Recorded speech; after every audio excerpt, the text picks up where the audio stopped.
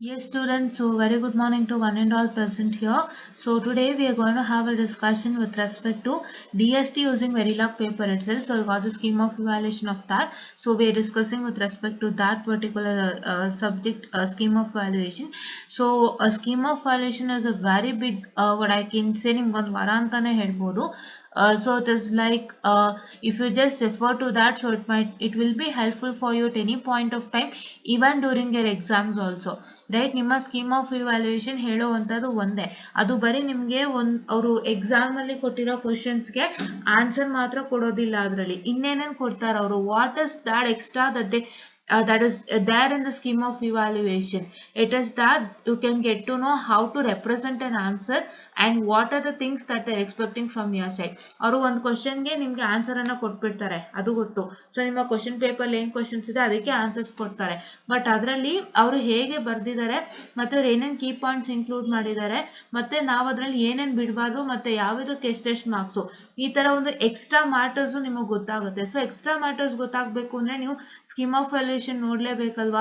So ಅವಾಗ ಅದೇ ತರದ್ದು ಕ್ವಶನ್ ನಿಮಗೆ ಕೊಟ್ಟಾಗ ನೀವು ಸುಲಭವಾಗಿ ಬರಿಬೋದಲ್ವಾ, ಅದೇ ಮ್ಯಾಟರು. ನಿಮ್ಮ ಥಿಯರಿ ಸಬ್ಜೆಕ್ಟ್ಸ್ ಅಲ್ಲೂ ಅಷ್ಟೇನೆ, ನೀವು theory subjects 4 question paper refer ಮಾಡಿ, ಸ್ಕೀಮ್ ಆಫ್ ವ್ಯಾಲ್ಯೂಯೇಷನ್ ಇರೋವಂಥದ್ದು ಈ ತರದ್ದು.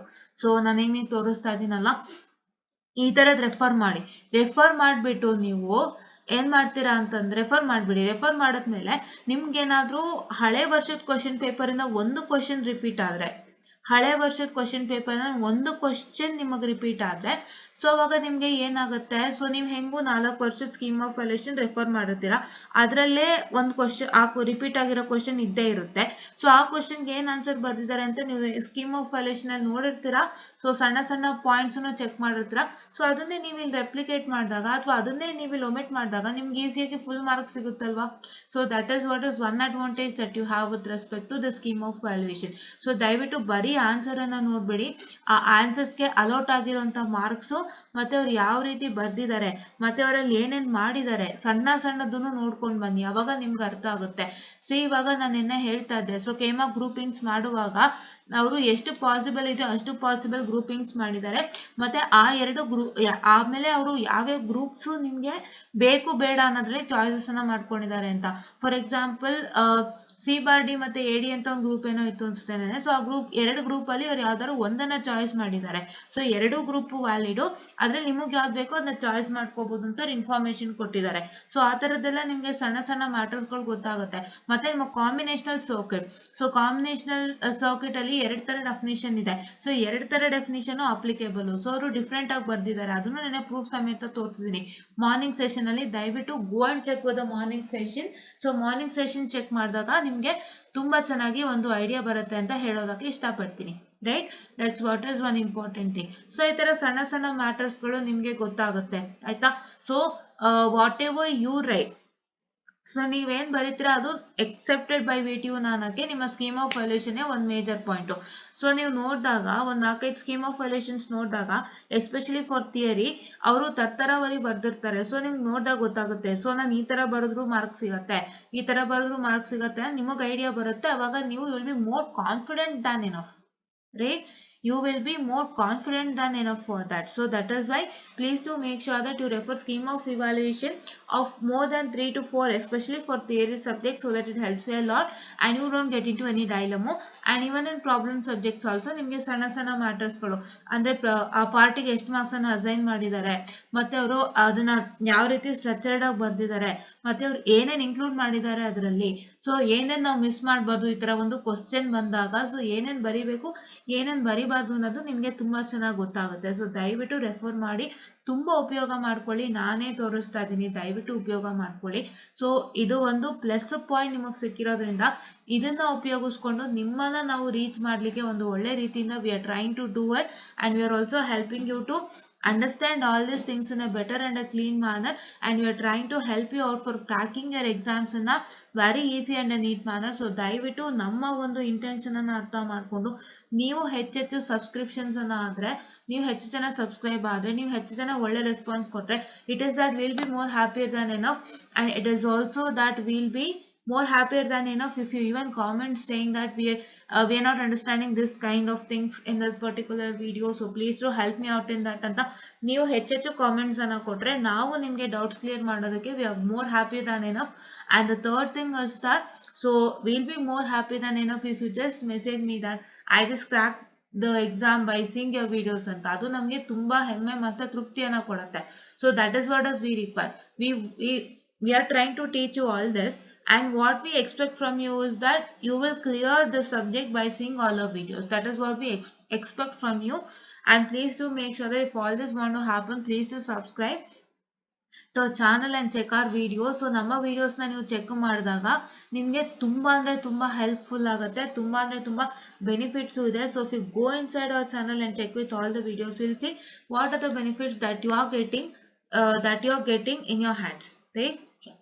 And this ನಾನು ಅನ್ಸುತ್ತೆ ಈ ಕ್ವಶನ್ ಪೇಪರ್ ತೋರಿಸಿ ಹೇಳಿದ್ದೀನಿ ಅನ್ಸುತ್ತೆ, ಬಟ್ ಸ್ಕೀಮ್ ಆಫ್ ವ್ಯಾಲ್ಯೂಯೇಷನ್ ಬಗ್ಗೆ ನಾವು ಮಾತಾಡಿಲ್ಲ, ಸೊ ಮಾತಾಡೋಣ. Okay, so what are combinational circuit, give example, explain combinational circuit with block diagram. So ಇದಾಗಿದೆ ಆಲ್ರೆಡಿ, ನಾನು ಹೇಳಿದ್ದೀನಿ, ಸೊ ಅದನ್ನೇ ದಯವಿಟ್ಟು ಬರೀತೀರಾ ಅಂತೆ. ಸೊ ಇದು ಮೋಸ್ಟ್ಲಿ ನೆನ್ನೆ ಅಲ್ಲ ಮೊನ್ನೆ ಕ್ವಶನ್ ಪೇಪರ್ ಅಲ್ಲಿ ಆಗಿದೆ, ಮೊನ್ನೆ ಅಂದ್ರೆ ಇಟ್ ಇಸ್ ಟುಡೇ ಇಸ್ 28 ಅಲ್ವಾ, 26th ನಾನು ಮಾಡಿದ್ದೀನಿ, ಇದೇ ಸೇಮ್ ಕ್ವಶನ್ ಕೊಟ್ಟಿದ್ದಾನೆ ನಿಮ್ಗೆ. ಸೊ ಅದನ್ನೇ ದಯವಿಟ್ಟು ನೀವು ಬರೀರಿ ಆಯ್ತಾ. So 26th I will write the date also, so better ಆಯ್ತಾ.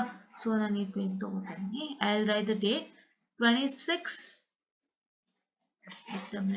ಸಾರಿ, ನಾನು ಡೇಟ್ಸು ಮೆನ್ಷನ್ ಮಾಡ್ತೀನಿ, ಯಾಕಂದ್ರೆ ಯಾವತ್ತು ಮಾಡಿದ್ದೆ ನಿಮ್ಗೆ ಹೆಪ್ರೂ ಸರಿ ಹೋಗುತ್ತೆ ಅಂತ ಅಷ್ಟೇ. Okay, I am so sorry. It is 26/10.